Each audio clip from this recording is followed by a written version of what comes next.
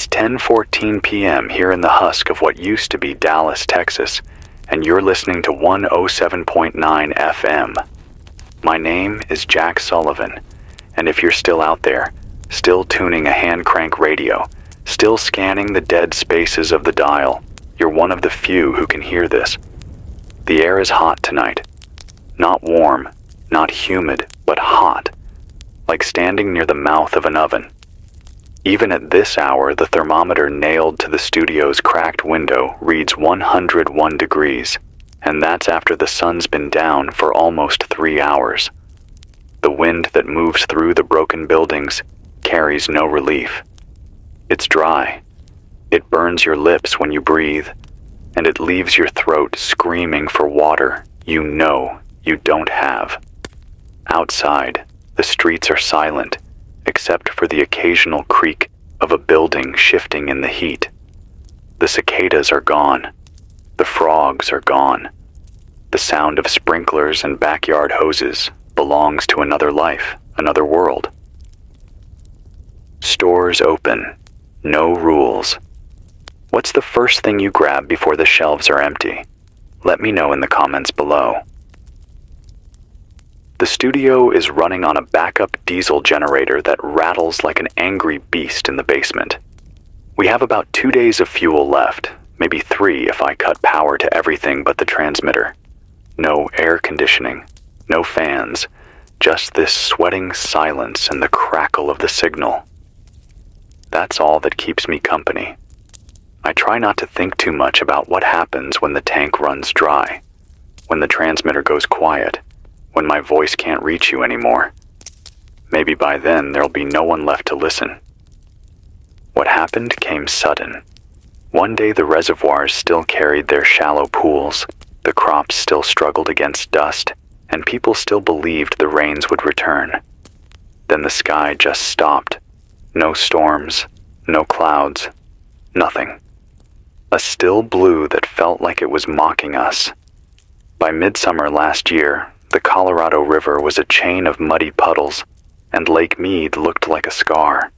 The taps in this city coughed out their last trickles in December. It didn't feel real at first. People filled bathtubs, dug holes in their yards to store barrels, bought up bottled water until shelves were stripped bare. Then the trucks stopped arriving. Highways choked with abandoned semis, tankers hijacked by desperate drivers, convoys burned on the roadside. When the pumps went quiet, panic filled the air like wildfire. I watched from this very window as families loaded their cars and drove north, hoping there was something left in Oklahoma or Missouri. I watched neighbors break into each other's houses, searching for bottled water like it was gold. I watched gunshots echo in the parking lot of the last grocery store in town as people tore each other apart over a single case of spring water that probably wasn't even real spring water to begin with.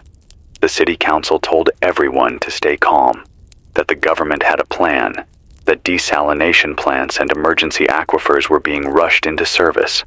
But then the broadcasts from Washington slowed to a crawl, then cut off entirely. It's been 3 weeks since I've heard an official word from anyone in power. 3 weeks of silence from the people we used to think had control. I don't think it was one single mistake that brought us here. I think it was all of them. Decades of pumping the rivers dry, planting thirsty crops in deserts, damming streams until nothing downstream survived, and pretending the climate wasn't shifting beneath our feet. The scientists warned us. The farmers warned us. Even the old men at diners who watched the skies all their lives warned us. No one listened. And now here we are, counting drops and waiting for the end. I've been told by a friend, one of the last hydrologists still working until his lab lost power, that the aquifers beneath the plains are gone. Not low, not endangered, gone. Pumped out, poisoned with salt, collapsed under their own weight. You can't refill something that took 1,000 years to fill. You can't patch a sky that refuses to open. If you're still listening out there, you know the rules by now. Boil what little water you find, if you can spare the fuel. Strain it through cloth to catch the grit. Store it in glass jars if you can, not plastic. Plastic leaches in the heat. Don't waste sweat digging unless you're certain of groundwater. Most of the old wells are dust. Some survivors have started cutting open pipes beneath the streets to lick the condensation. But that trick won't last long. Nothing lasts long anymore. I'll keep talking until I can't.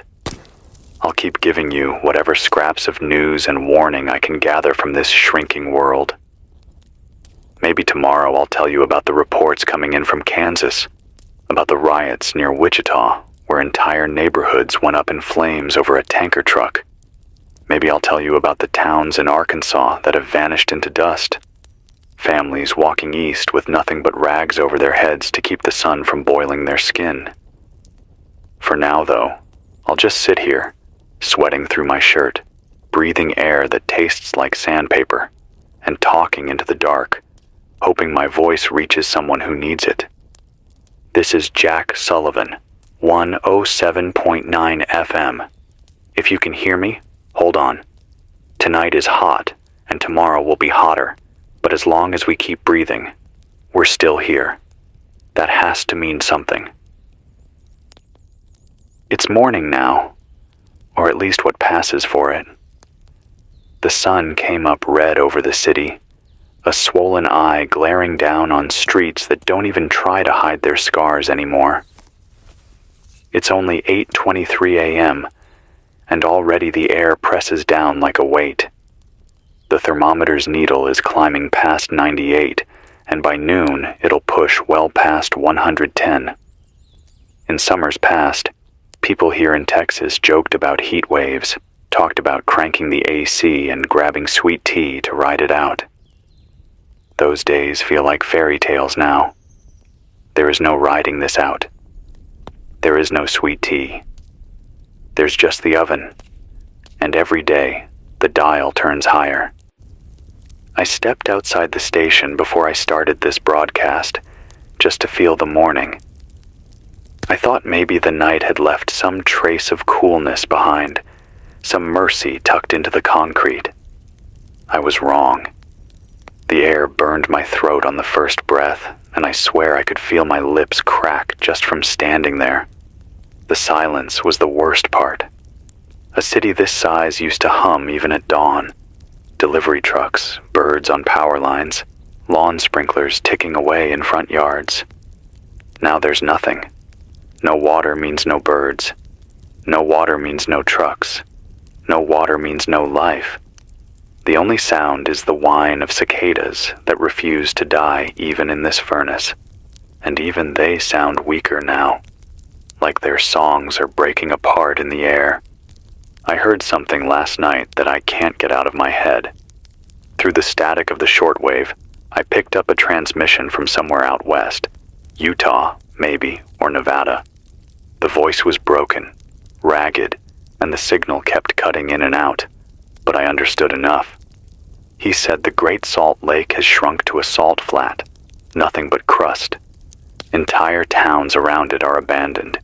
He said the dust storms there are toxic now, kicking up arsenic and chemicals from the exposed lakebed, burning lungs, blinding eyes. He called it the White Death. He said his brother tried to filter the air through wet cloths, but there wasn't enough water to keep them damp. The line cut before I heard the rest. If you think this is just about thirst, you're wrong. It's the crops. Wheat fields shriveled before they ever sprouted this year. Corn turned to straw in the sun. Orchards withered from California to Georgia. Supermarkets are empty, and what little food is left costs more than most people can pay. Out here, I've seen people trade a single gallon of clean water for a whole cart of canned beans, and it makes sense, doesn't it? You can go weeks without food if you have to. You can only go 3 days without water. I'll admit something to you, something I never thought I'd say on air. I'm scared. I've worked in this station for 15 years, And through every storm, every blackout, every crisis, there was always the promise of normalcy returning. This time feels different. This time feels permanent. I sit here with sweat dripping into my eyes, thinking about the millions who depended on rivers that are now nothing but dusty canyons. I think about the farmers who plowed dry earth until their tractors gave out, and the kids who never learned how to swim because the pools were closed for good. And I wonder, what happens when the last bottle is drained, when the last barrel runs dry? I know some of you listening are clinging to the old habits, hoping trucks will come rolling back, hoping the government has some secret reservoir stashed away. But if the silence on the official channels tells us anything, it's this: nobody is coming to save us. Not Washington, not FEMA, not the military. It's just us now, and the dirt, and the sun. So here's what I can tell you. Guard whatever water you have left like your life depends on it, because it does. Don't tell strangers where your stash is. Don't waste a drop on luxuries. A sip for thirst, a splash for wounds, and nothing more. If you're near an old well, check it, but don't dig unless you know there's water below. People have died chasing rumors in this heat, collapsing with dry tongues and empty buckets. If you find condensation, trap it. If you have plastic sheets, set up solar stills in the yard. Even a cup a day can keep you alive. I'll keep sending what news I can scrape together. If I hear of a place with flowing water, a town that's managed to dig deeper than the rest, I'll tell you. Until then, we have to make do with what's left. This is Jack Sullivan, 107.9 FM. If you're listening, drink slow, breathe shallow, and pray for clouds. It's 9:42 p.m. now, and the heat hasn't given us a break all day. The concrete outside feels like it could melt the soles of your shoes, and even after the sun dipped behind the horizon, the ground keeps giving off the kind of heat you feel rising up your legs, through your chest, until it chokes your breath. The studio walls are sweating. I'm sweating. The generator downstairs has been running without pause, and the air is thick with the stink of diesel drifting through the vents. But it's the silence outside that eats at me most. Not just the silence of a city gone still, but the silence of a world that used to breathe with running water. When I was a kid, my grandfather used to sit on his porch with a glass of iced tea sweating in his hand, and he'd tell me the same story every summer, about the time the Trinity River swelled past its banks and drowned half the fields near his town. Back then, water was a nuisance, something you worried about in floods, something you shoveled out of your basement with buckets. Nobody could have imagined we'd live to see it vanish, to watch rivers crack into dry scars that twist like veins across a dead body. Tonight I walk down the street, past the empty fire hydrants that used to gush like fountains when kids loosened the caps in July. They stand like relics now, hollow metal bones on the corner, nothing left inside to give. Earlier today I managed to pick up a weak transmission on the shortwave, a voice out of Nebraska, I think. It was a farmer, or what's left of one. He said the corn's gone, all of it. The irrigation pumps ran until the aquifers bled dry, and now the earth is powder. He said you can kick your boot into the dirt, and it'll puff up like smoke. He sounded tired, his voice rasping like sandpaper, and he said something that stuck with me. I think the land gave up before we did. Then the line went dead. That's how most signals end these days. Cut off, unfinished, like voices swallowed by the sun. You know what's strange? The grocery store across the street still has its neon sign flickering over the broken glass doors. It says, "Fresh Produce," in bright green letters, buzzing like it means something.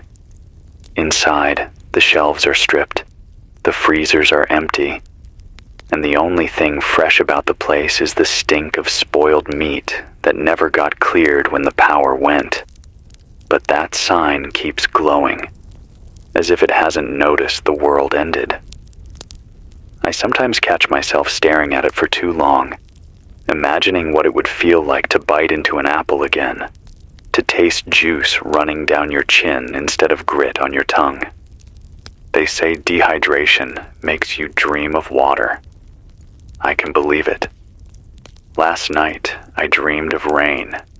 Not a flood, not a storm, just a light summer rain tapping the roof and trickling down the gutters. In the dream, I stuck my head out the window, and the drops hit my face, cool and soft. I woke up with my lips cracked and my throat raw, and the sound was just the generator coughing downstairs. I don't know what's crueler, that I still dream about water, or that my body remembers what it felt like when it was everywhere.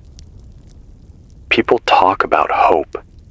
They say it's the only thing left when everything else is gone. I don't know anymore. Maybe hope is a lie we tell ourselves so we don't collapse in the dust. What I know is this: if you're listening, conserve. Every drop, every trickle, every bead of condensation on glass. Don't trust anyone who tells you they've got a secret spring unless you see it with your own eyes. Don't waste your strength walking under this heat unless you know where you're going. And don't stop moving at night, because the heat may ease, but the desperate don't sleep anymore.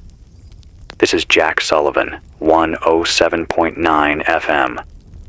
Another night, another silence. If you're still out there, keep your jars sealed, your throat wet when you can manage, and your mind sharp. Tomorrow will come, but it'll come hotter.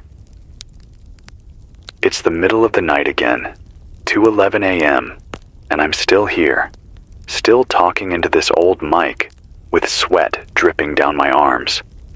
The studio is suffocating without air, the kind of heat that clings even when the world outside goes dark. I can hear the metal beams of the building groaning like they're begging for relief, and I wonder how much longer this place can even hold up. The only reason you're hearing me at all is because of that diesel generator in the basement, burning through what little fuel I've got left. It rumbles steady, but every time it sputters, I feel my chest tighten, wondering if that's the moment the lights will die for good. I heard something tonight that shook me. Through the static, I picked up a faint relay from Arizona, a voice breaking in and out on 91.2. He said, "Phoenix is gone. Not in flames, not in chaos, just gone." People packed their cars when the taps coughed dust and the heat hit 120 for 6 straight days. Whole families tried to flee north, but the highways are graveyards. Engines overheated, tires blew, radiators cracked, and the roads are littered with cars pointed to nowhere. He said the desert swallowed them. No water, no shade, no chance. Thousands just walked out of their vehicles and kept walking until they couldn't anymore. He said the sand is full of bones now. Then the signal went quiet. Here in Dallas, we're hanging by threads. There are rumors that the Trinity River might still hold a little pool near where it bends by the old levee, but I've walked there myself. It's just cracked mud, a field of dead fish half buried in dust. The smell is enough to make you gag even now. I saw 3 men digging there yesterday, shoveling deeper and deeper like mad dogs, hoping for seep water. They collapsed in the pit, gasping in the sun, their shirts black with sweat and their canteens already empty. Nobody helped them. Nobody had anything left to give. I keep thinking about how fragile it all was. The faucets, the sprinklers, the bottled water stacked in pyramids at every supermarket. We thought it was endless. You'd let the tap run while brushing your teeth, or spray down your driveway just to cool it off. That luxury feels obscene now, like watching someone throw cash into a fire. The worst part is knowing we were warned. Scientists, farmers, even old men with cracked boots standing on dry land that used to flood. They all told us. We ignored them. And now, the reckoning is here. Some nights I feel my own hope running out like a leaking jar. My lips split when I try to talk too long. My throat burns no matter how small a sip I take, and I wonder how much longer I can keep doing this. But then I remind myself that someone might still be listening. Someone out there, huddled in a hot room with a crank radio, ears pressed to static, waiting for a voice to remind them they aren't alone. Maybe that's all I can offer now. Not rescue, not relief, just proof of another human voice cutting through the dark. If you're hearing this ration, don't trust the ground unless you've seen it seep. Don't waste energy chasing mirages. Travel only at night, rest in the day. And never, never let anyone know exactly how much water you've got. Desperation makes good people dangerous, and this heat is changing all of us. This is Jack Sullivan on 107.9 FM. If the generator holds, I'll speak again at dawn. Until then, hold on to what you can. The world is dry, but you're still alive. That means something. It's 6:37 in the morning, and the sky outside the station is the color of ash. The sun isn't even fully up, and already the heat presses down like a punishment. I stepped outside before sitting down at the mic, just to see if maybe the night had spared us a little coolness, and I came back inside with my shirt plastered to my back, my lips already burning. The thermometer on the wall reads 94 degrees at sunrise. By midday, it'll cross 115, maybe more. I don't know how much longer this city can take it. The streets are emptier every day. Not long ago, you'd still see people walking with buckets, with bottles slung in nets, moving like ants toward any rumor of water. But I didn't see a single person this morning. Just abandoned cars coated in dust, their windows cracked, seats melted in the sun. I passed an old playground on my way back. The swings used to squeak in the breeze. Now the chains are so hot they'd tear skin off. The grass is gone. The ground nothing but cracked clay. For a moment, I thought I heard kids laughing, but it was just the wind pushing sand against the metal slide. I swear this city is becoming a graveyard that pretends it's still alive. I keep picking up fragments on the shortwave, half voices swallowed in static. One last night was clearer than the rest, though. Someone from up in Colorado, maybe near Denver. He said the snowpack never came this year. The Rockies used to feed rivers all across the West, melting into streams, into reservoirs, into the lifelines of states that depended on them.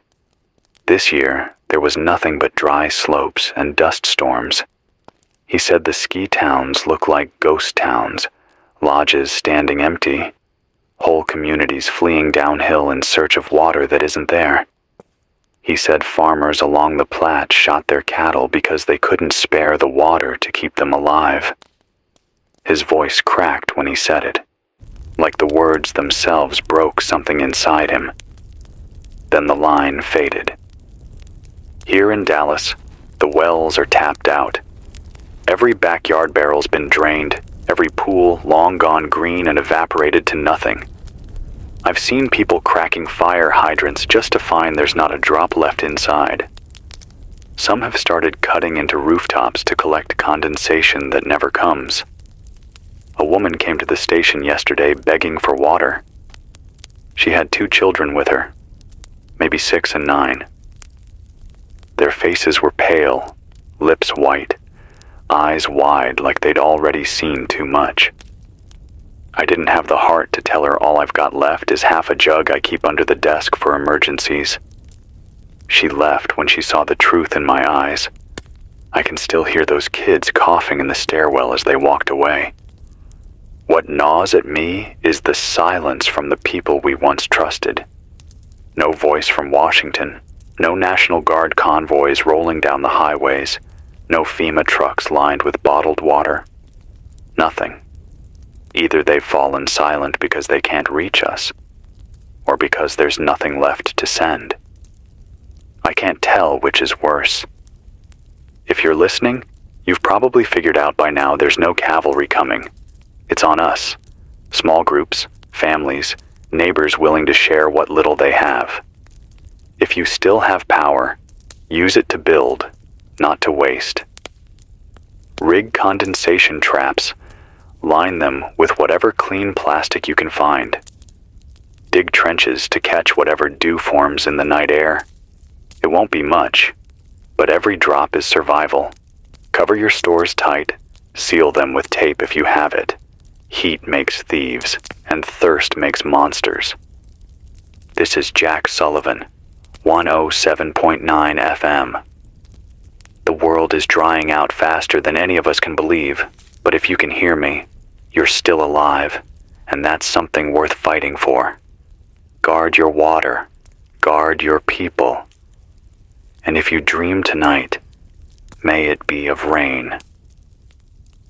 It's 11:58 p.m., and I can feel the station breathing with me, the generator pounding like a heartbeat in the floor beneath my chair.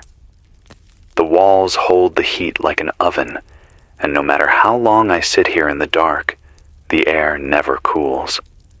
I keep telling myself night should mean relief, but that's a lie now. The heat doesn't lift anymore. It lingers, waiting to remind you that tomorrow will be worse. I've taken to wetting rags with the last of my jar and pressing them against the back of my neck just so I don't black out at the microphone.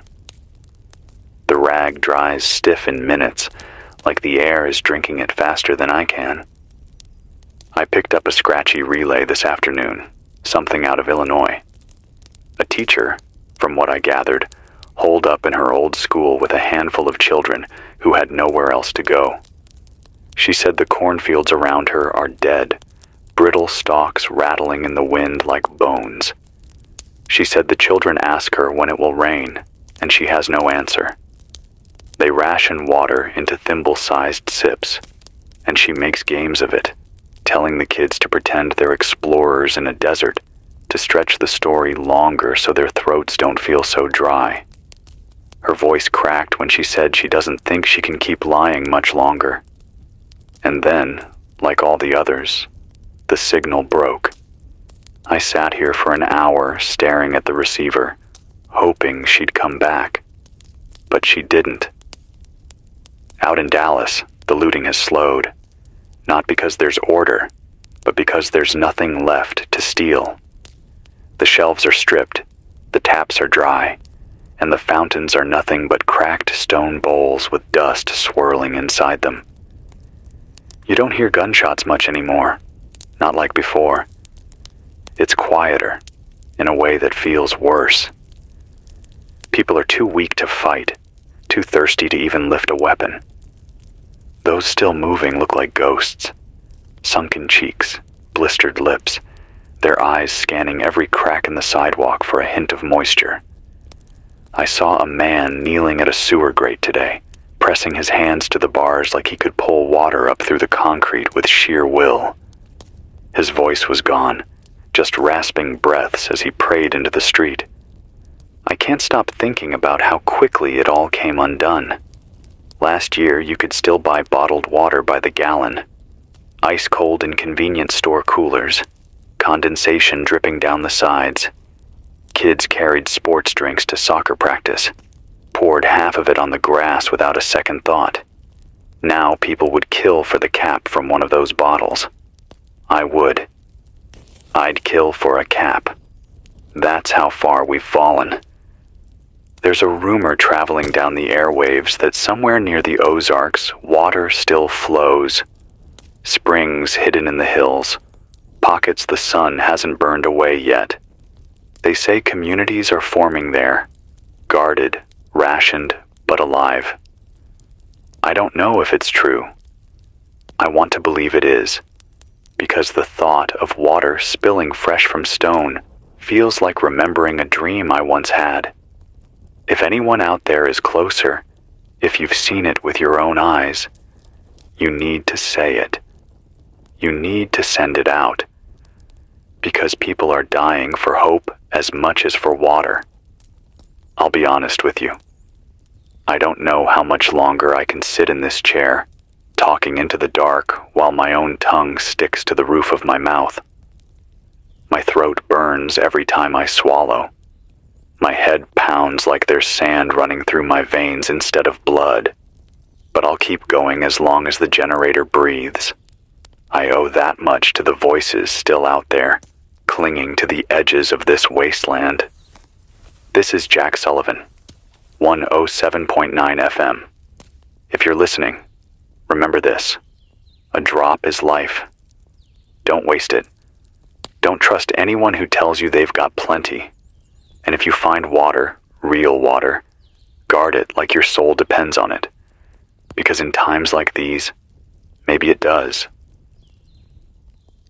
It's 4:06 in the afternoon, and the station feels like it's been swallowed by fire.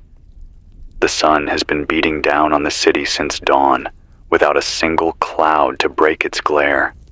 The windows glow with a pale white light that hurts to look at, and every surface I touch burns my skin. The thermometer on the wall has given up. Its needle stopped at 120 an hour ago, and the glass warped from the heat. Even in here, with concrete and brick walls around me, the air shimmers. My throat feels like sand, every word pulling splinters out of it. I walked to the edge of downtown earlier, past the shell of what used to be City Hall. The fountain there, once the kind of place kids splashed in on summer days, is now nothing but a crater of dust, coins rusting in the bottom. The trees in the plaza are skeletons, their bark split wide open, branches snapping under their own dead weight. The air smelled like burning wood, even though nothing was burning. That's what the sun does now. It cooks everything until the city itself feels scorched. There were people out there too, if you can call them that. Not many, just small clusters moving slow, like they're carrying invisible chains. They had buckets, bottles, some dragging trash cans with wheels that squeaked against the pavement. They weren't going anywhere in particular, just wandering, eyes sunk deep, looking for the impossible. One woman stopped me. Her lips cracked so badly they bled when she tried to speak. She asked if I'd seen water. Just water. Not a store, not a stash, not even a puddle. Just water. I couldn't answer. She looked at me like she already knew. She shuffled on, dragging her bucket behind her like a coffin on wheels. I tuned the shortwave when I got back and caught pieces of something out east. A voice from Pennsylvania, maybe Philadelphia. He said the rivers there are shrinking, and the Schuylkill is nothing but a trickle through black mud. He said fights break out every morning where the city trucks try to hand out bottled rations, families turning on each other for half a liter. He said men with guns stand guard at the hydrants even though the pipes are dry, as if guarding ghosts of water is all they have left.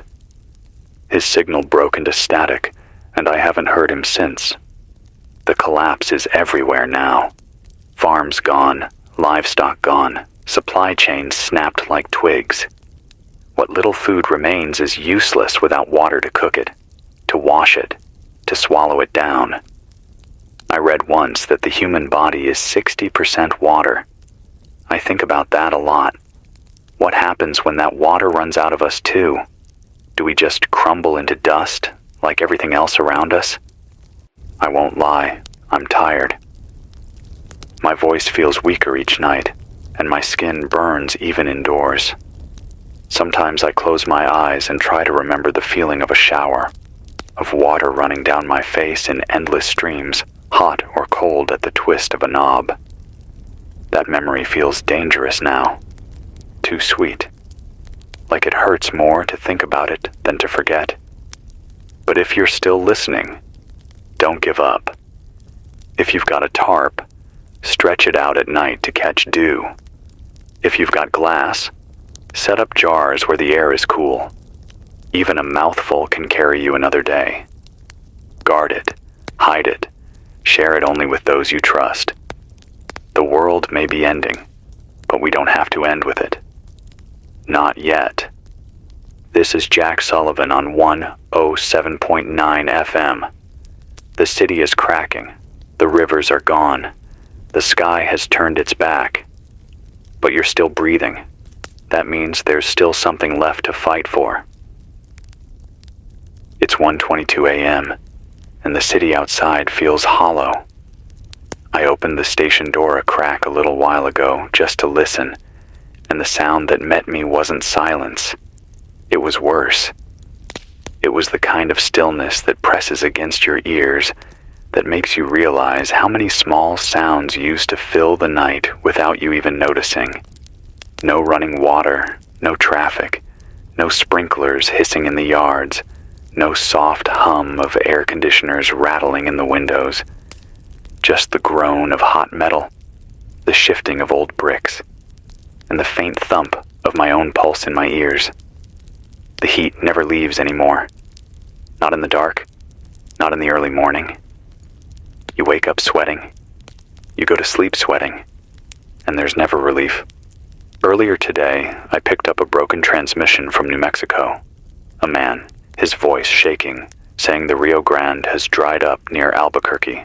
He said the riverbed is nothing but cracked clay now, a scar running through the valley. He said people tried to dig down into the earth, hoping the groundwater was still there, but all they found was dust, layer after layer. He said families are walking the empty river like it's a highway, following its path north in hopes it still flows somewhere.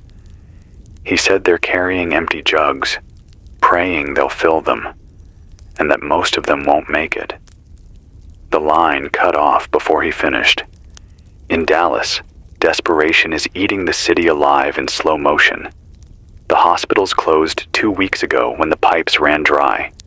People sit in the shade of the overpasses, too weak to move, lips white, eyes glassy, waiting for something that won't come. I saw a man collapse in the street this afternoon, a jug slipping from his hands and shattering on the pavement. There was nothing inside it, but people scrambled to lick the shards, their tongues cut and bleeding as they tried to catch moisture that wasn't there.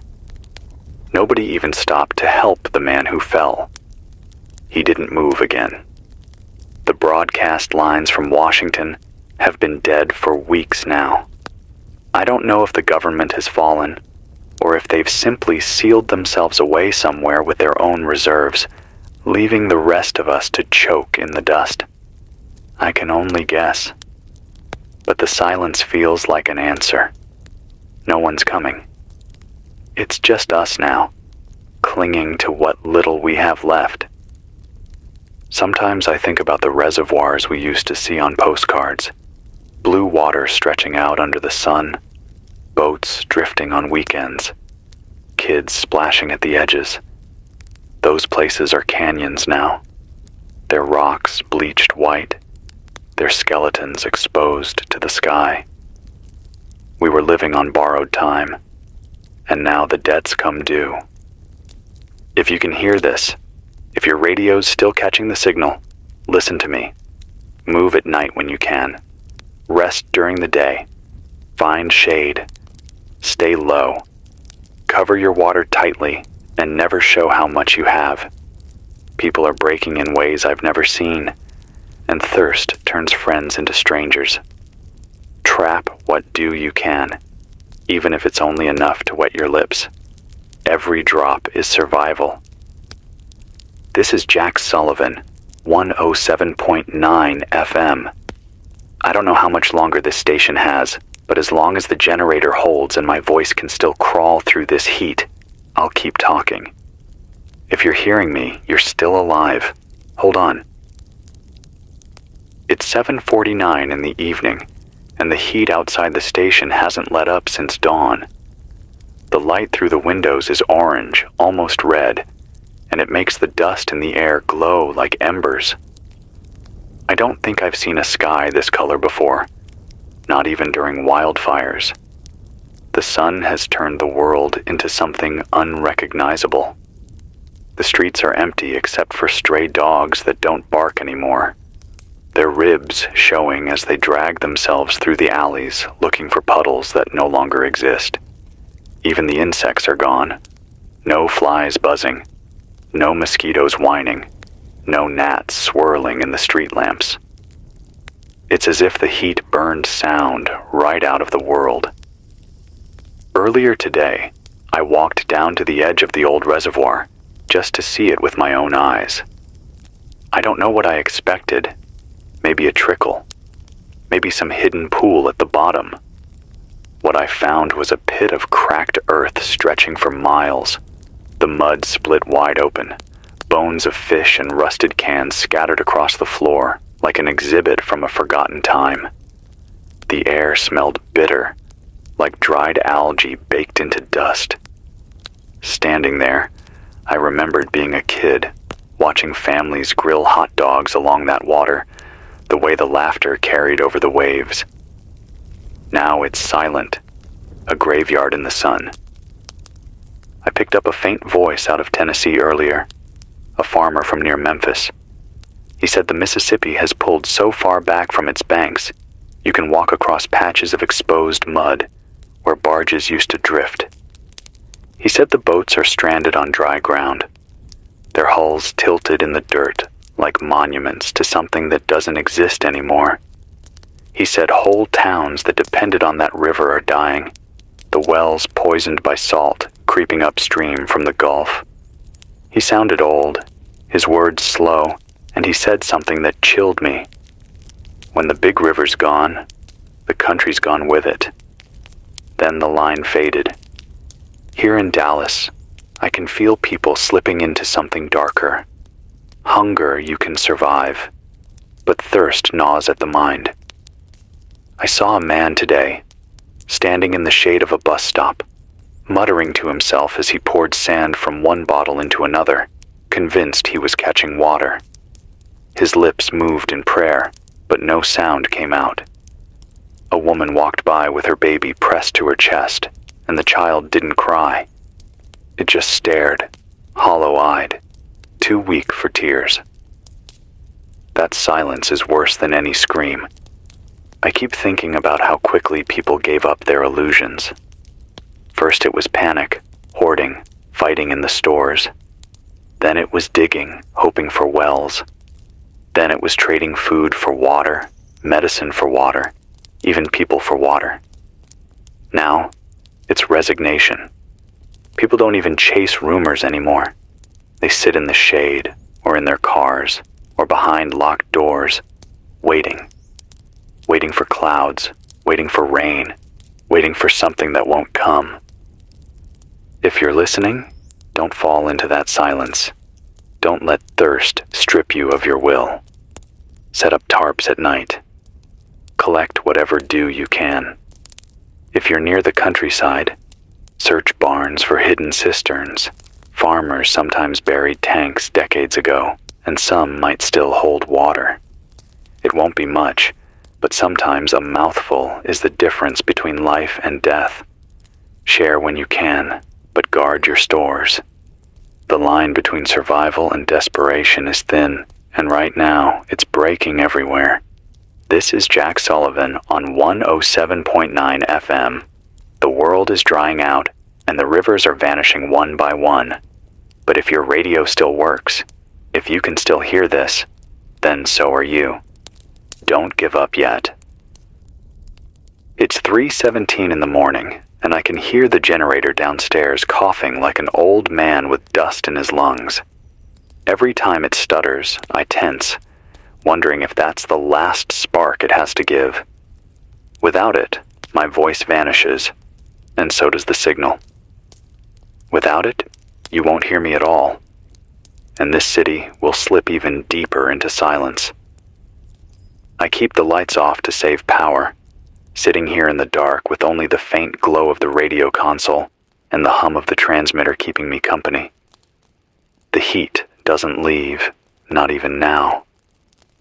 The walls breathe warmth, like they've been baked for weeks, and every breath feels like drinking air from a furnace. I tried sleeping earlier, but dreams are cruel now. I woke choking, mouth so dry I thought I'd swallowed ash. In the dream, I was back in my childhood home, standing in front of a running sink. The water poured out clear and cold, endless, and I cupped my hands beneath it. But when I brought it to my lips, it turned to dust, sifting through my fingers like sand.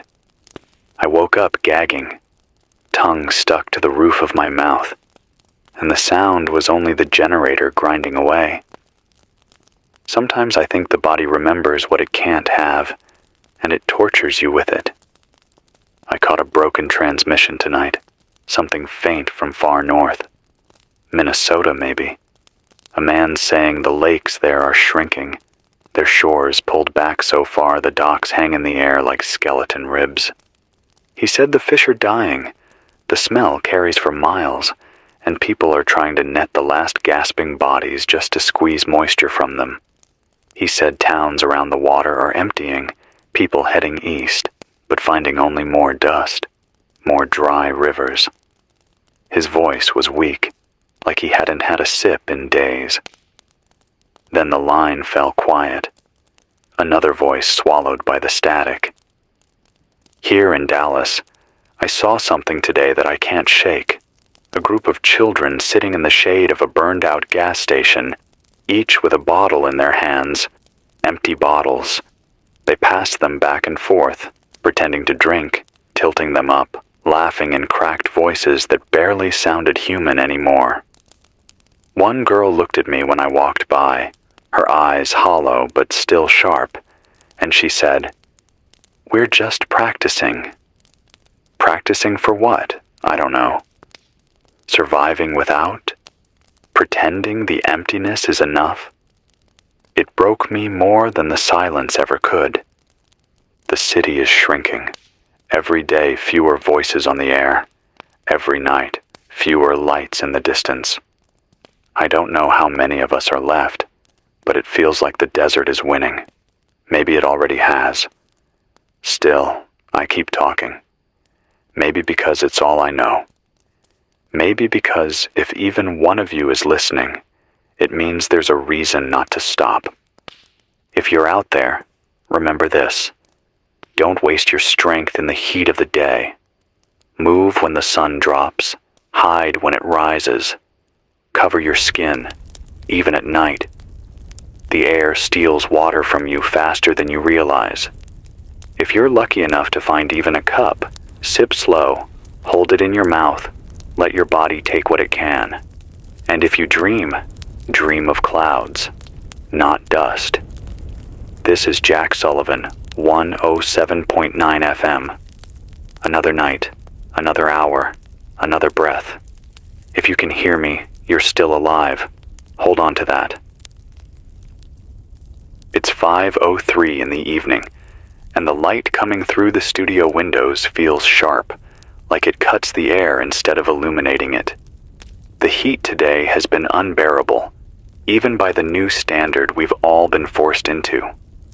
The thermometer outside the building is pinned past its numbers, the glass warped, and I don't need the numbers anyway.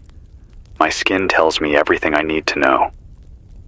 The asphalt outside is soft enough to swallow shoes, and I watched a truck's tires melt into black pools before the driver abandoned it and stumbled away. The world smells like burnt rubber, baked dust, and despair. The generator is running harder now, guzzling fuel like it knows it doesn't have long. I can hear it straining through the floorboards, the steady chug broken by a cough every few minutes. I've cut the power to almost everything except this transmitter, and still I know it won't last. When it dies, my voice will vanish with it. Maybe that's fitting. Maybe the silence of this city will be the last word spoken here. I picked up a relay out of Kansas earlier, one of the clearest I've caught in weeks. A man with a voice like gravel said the wheat fields are gone, burned out before they even ripened. He said dust storms roll over the plains now, choking out the sun, coating houses, cars, lungs. He said he watched his neighbor's barn collapse under the weight of the grit piled against it. And then he said something I'll never forget. It's like the sky is reclaiming everything we ever took from it. His voice broke when he said his wife was gone. She'd walked out into the storm, convinced there had to be rain somewhere beyond it. He never saw her again. Here in Dallas, people have stopped walking. Days ago, you'd see them dragging carts, buckets, anything to hold what little they could find. But now, they don't bother. They sit in shadows, heads bowed, lips dry, waiting for rain, waiting for something that isn't coming. A man knocked on the studio door this morning. His hand shook as he held up an empty jar, eyes so sunken I could see the bone beneath his skin. I told him I didn't have anything to give. He looked at me a long time, like he wanted to be angry, but there wasn't enough strength left in him. He just nodded, turned, and walked away. I think about water constantly, not just drinking it, hearing it. The sound of a shower splattering against tile, the rush of a river in spring, the hiss of a sprinkler on a hot day, soaking the grass. I think about how much we wasted, how much we let slip down drains without thought.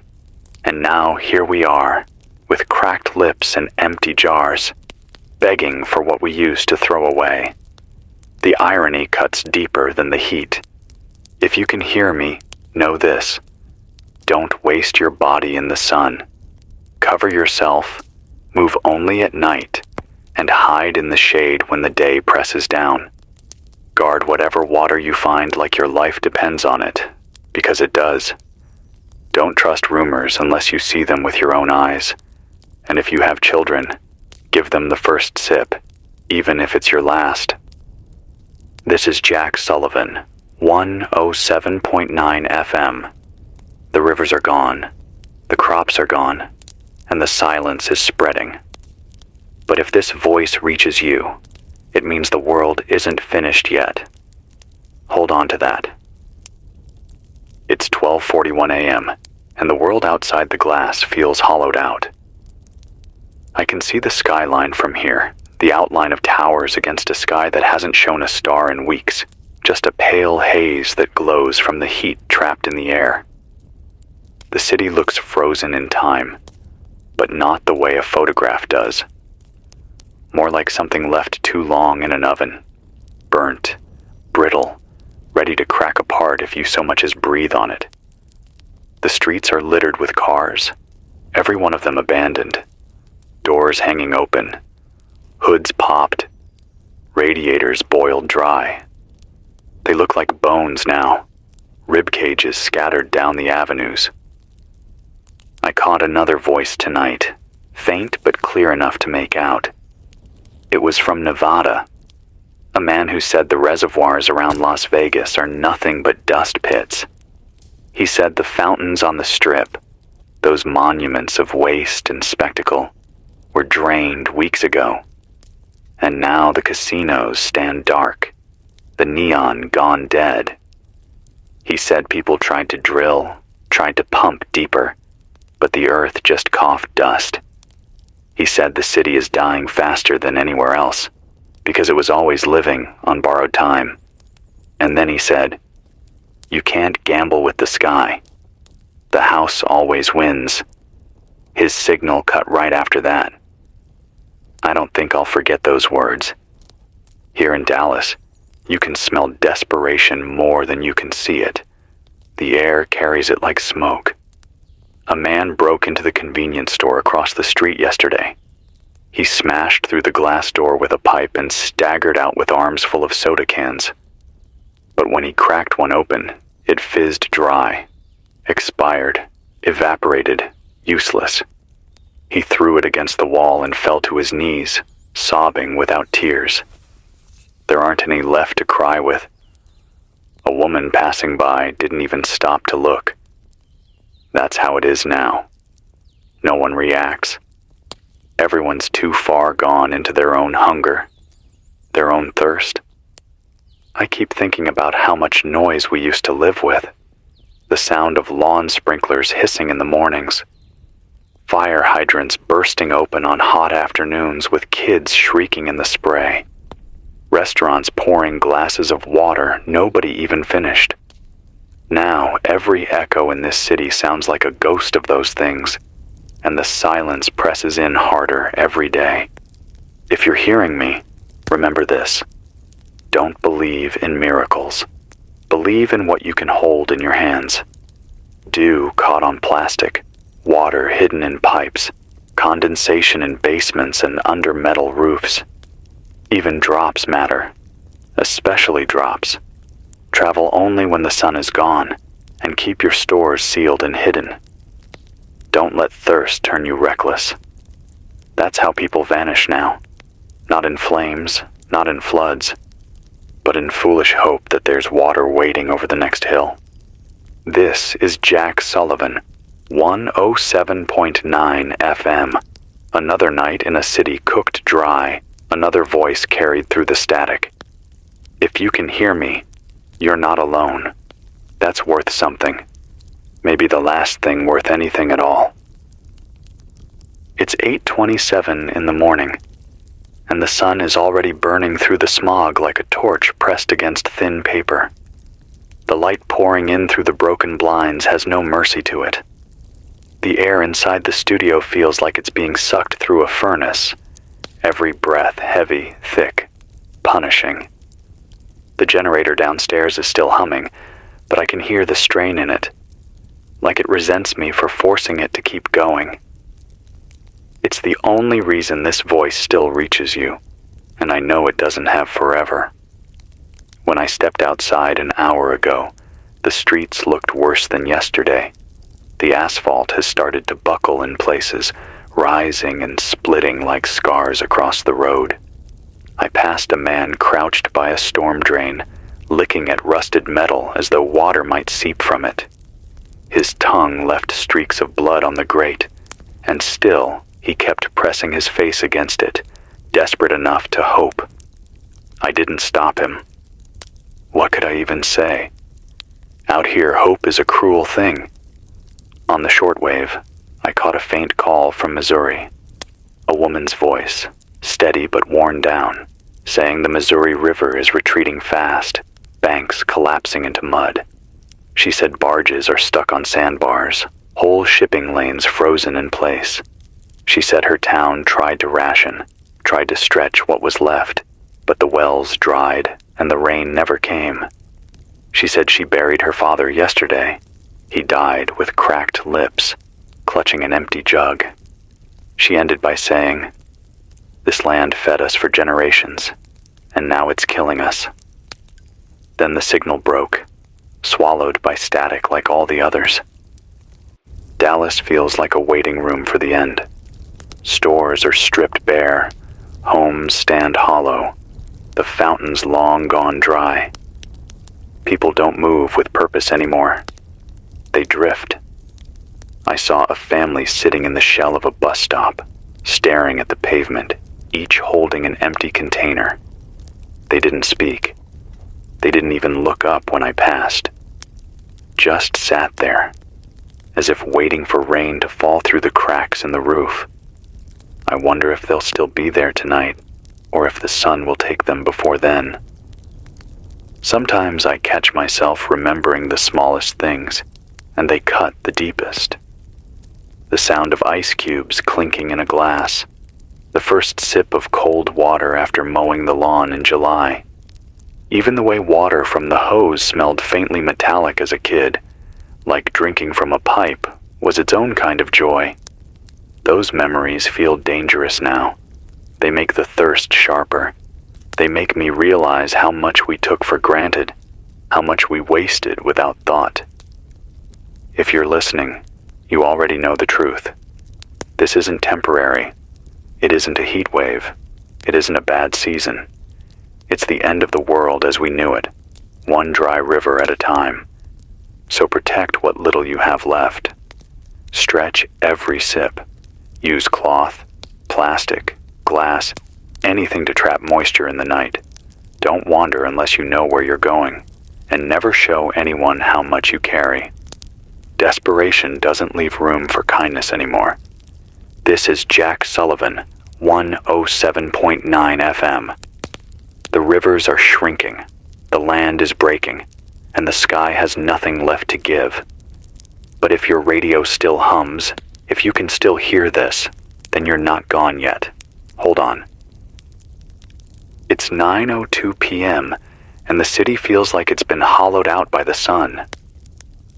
The buildings outside glow faintly even in the dark, holding on to heat the way a skillet holds fire long after the flame is gone.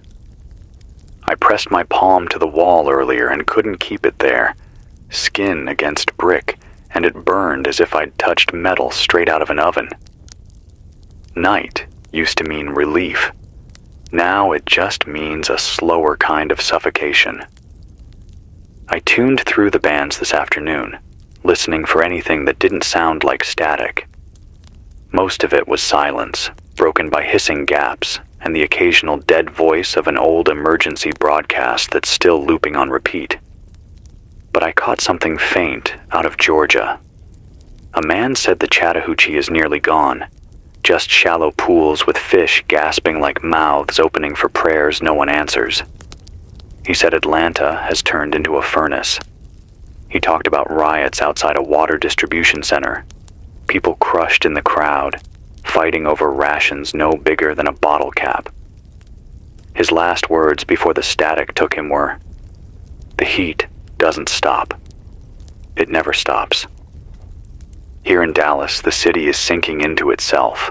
The parks are wastelands, grass turned to brittle straw that snaps underfoot. The air is so dry your lips split just from opening your mouth to speak. I saw a boy today, couldn't have been more than 10, holding a soda can filled with sand. He cradled it like it was treasure, whispering into it like it was water he'd hidden from the world. His mother pulled him along, her face gaunt, her hands shaking. They didn't even notice me. I remember when this place used to smell like wet pavement after summer rain. That scent, earth and ozone, heavy and alive, would roll through the streets after a storm, washing away the dust, cooling the air. It hasn't smelled like that in years. Now it smells like cooked asphalt, like metal baking in the sun, like dry dust rattling inside your throat. If you can hear me, don't let this heat strip the last of your strength. Move slow, breathe shallow, and guard your water like it's blood.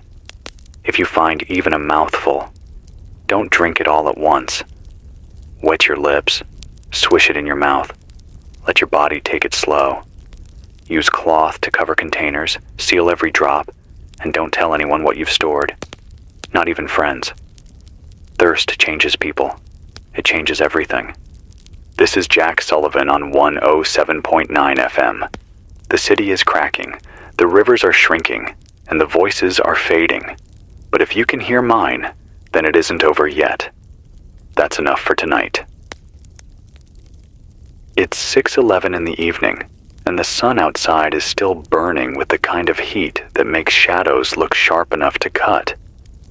I've been sitting here in the studio with the blinds drawn tight, but it doesn't matter. The air presses through everything. It's like the city is being cooked from the inside out, and we're just waiting to see which will crack first, the concrete or us. The generator is holding, but every time I hear that metallic cough in its rhythm, I think about how close we are to silence. I don't have another one. When it dies, so does this voice. Earlier today, I walked to the edge of downtown. The streets looked like something out of a dream, but not the kind you want to remember. Cars left with doors open, their seats bleached and torn by the heat. storefronts with signs still promising cold drinks and ice, glass shattered, floors covered in dust. I passed a fountain I used to drive by every day. I remember it spraying arcs of water so high kids would run through, screaming with laughter.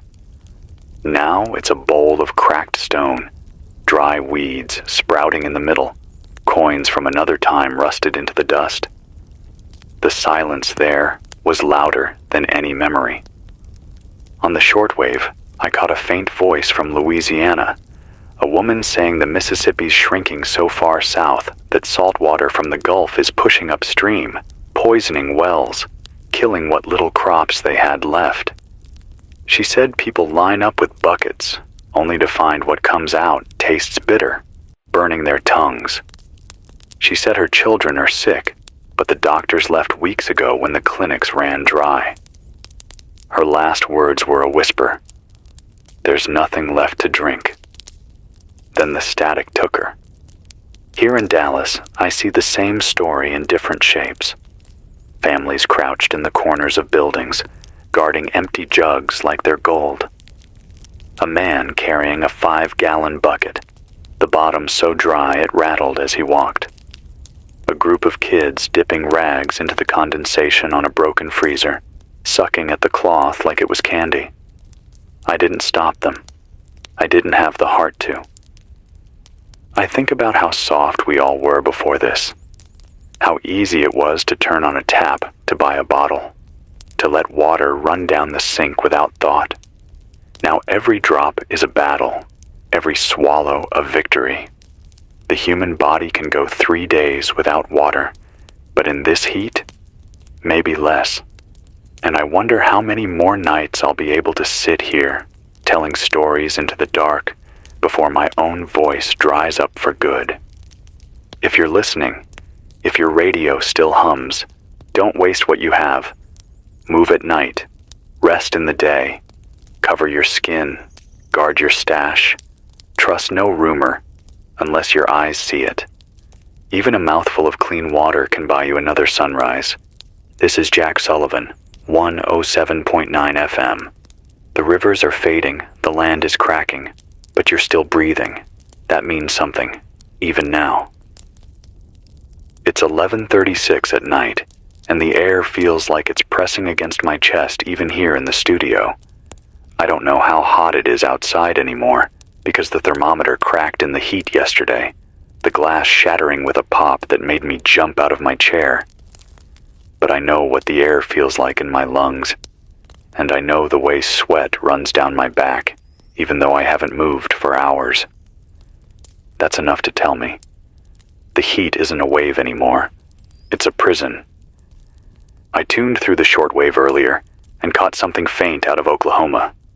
A man said the plains are bare, fields of nothing but dust rolling to the horizon. He said whole towns are leaving, walking east with backpacks and carts, hoping for rain that isn't there. He said the aquifers that gave life to the heartland are gone, emptied, poisoned, collapsed. He used the word ghost wells, holes in the ground that used to sing with water, now nothing but echoes. His voice trailed off, weak, and then the line died like the others. In Dallas, the collapse feels like a slow suffocation. People don't fight as much anymore. They don't argue in the streets, don't claw for rations. They just sit in the shade, lips cracked, waiting for something that isn't coming. I walked past the park today. The grass has been gone for months, the trees stripped down to blackened sticks. But in the middle of the cracked earth, a man was kneeling, pouring sand from one bottle into another, whispering as though he could convince it to turn back into water. His voice broke in the wind. Nobody stopped him. Nobody even looked. That's how it is now. Madness has become background noise. I keep thinking about rivers, how they used to move through this land like veins through a body, feeding everything. Now they're scars, empty and raw, reminders of what we lost. I read once that every civilization in history built itself on water, rivers, lakes, springs, and when the water was gone, so was the civilization. I think about that a lot these nights, sitting here with the generator humming under my feet. Maybe this isn't the end of the world, just the end of us. If you can hear me, you already know the rules. Move at night, hide in the day. Guard your water like it's life itself. Don't waste a drop. Trap dew if you can. Cut pipes if you must. Dig where the earth still feels damp under your hands.